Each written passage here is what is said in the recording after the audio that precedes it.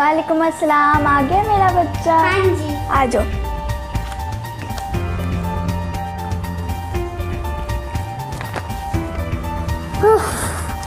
उफ मम्मी, आज तो बाहर बहुत ही गर्मी है।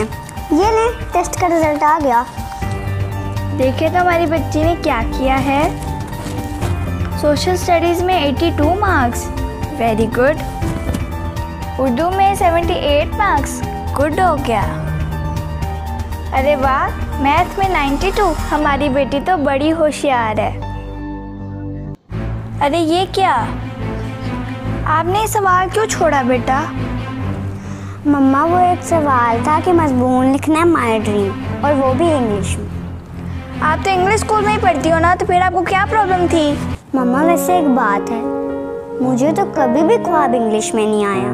मेरे ख्वाबों में तो आप आती हो, पापा आते हैं, दादो दादा भी आते हैं, पहाड़ आते हैं, आसमान आता है, तितलियाँ आती हैं, परियाँ आती हैं, और कभी कभी तो मेरी फ्रेंड्स भी आती हैं। इनमें से तो कोई भी इंग्लिश नहीं बोलता।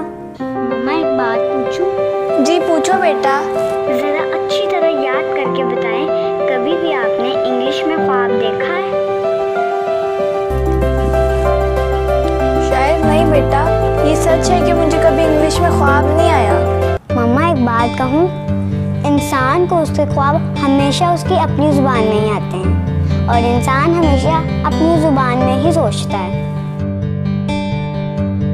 टीचर भी, आप भी, और तो और पापा भी हमें हर चीज़ इंग्लिश में ही सिखाते हैं, पर हमारा ख्वाब और हमारी सोच प्लीज़ हमारी अपनी ज़ुबान में ही रहने दें।